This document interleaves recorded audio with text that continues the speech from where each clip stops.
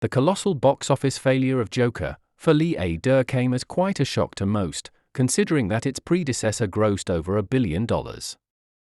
In an unfortunate twist, writer-director Todd Phillips's controversial and divisive sequel is predicted to lose Warner Brothers, the studio that financed the mega flop, upwards of $200 million.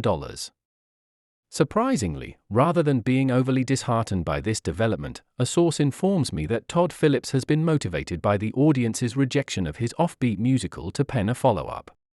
I've been told that Part 3 would begin with Joaquin Phoenix's Joker sitting alone in a cinema, watching Folie à Deux, and reacting to the awful things that happened to him in that movie.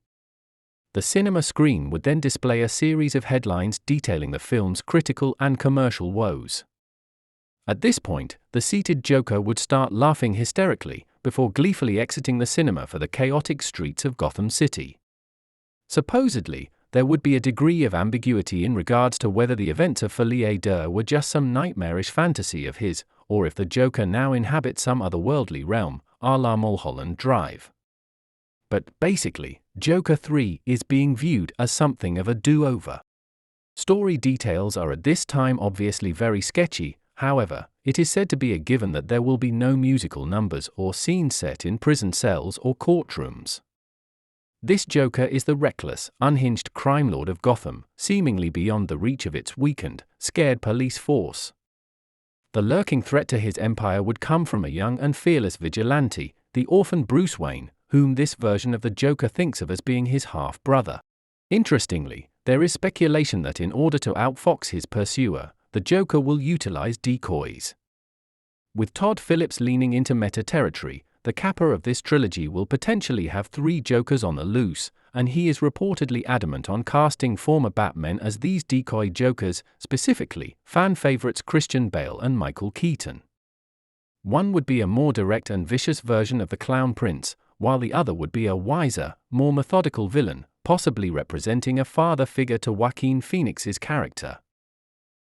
Whether or not these 3 actors would be interested in returning to Gotham, or if in fact Warner Brothers would be inclined to finance this or any other future Todd Phillips project after the costly disaster of Folie à Deux, we will find out in due course.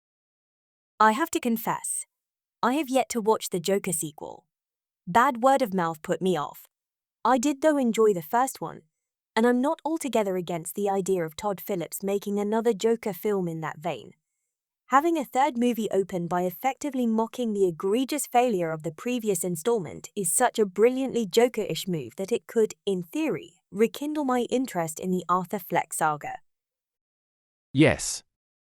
With the sheer amount of negativity surrounding the sequel, it certainly would be a massive achievement on Todd Phillips's part and a bold move by the studio to go forward with Joker 3.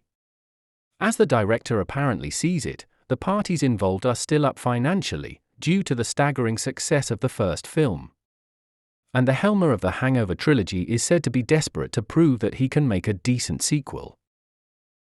I for one am intrigued to see how this plays out.